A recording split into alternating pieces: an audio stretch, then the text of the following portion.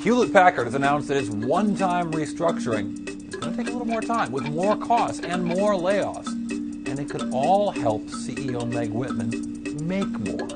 A restructuring cost estimated at $3.6 billion in 2012 has ballooned to $4.1 billion.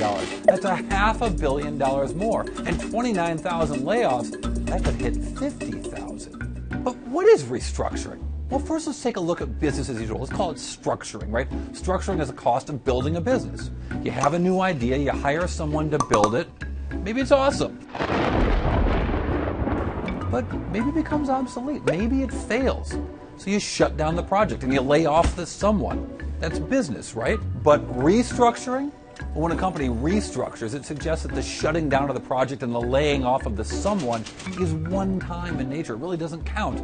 And that's how the accounting works. So check this out. Sales go up here, costs, so that's the structuring, goes right here, leaving a non-GAAP profit. But the restructuring goes down here. So that's the bottom line. That's what the shareholders get.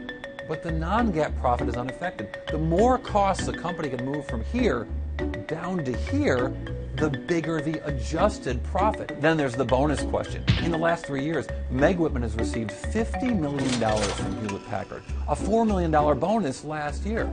And Hewlett Packard has seen 11 quarters of shrinking sales. It's seen net profits fall, losing $12 billion in the last 3 fiscal years. And restructuring will cost 50,000 people their jobs. So you wonder, how does a company seeking to cut costs raise bonuses?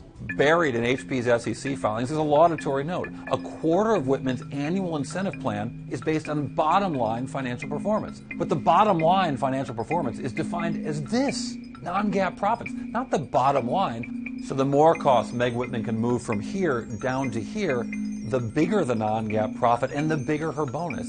And yes, the bigger the layoffs, the bigger Meg Whitman's potential pay package. To be sure, there are other factors that contribute to her overall pay package, and everyone would be better if HP could ever revive its business. But until that happens, with every restructuring, it improves the structure of the CEO's pay package.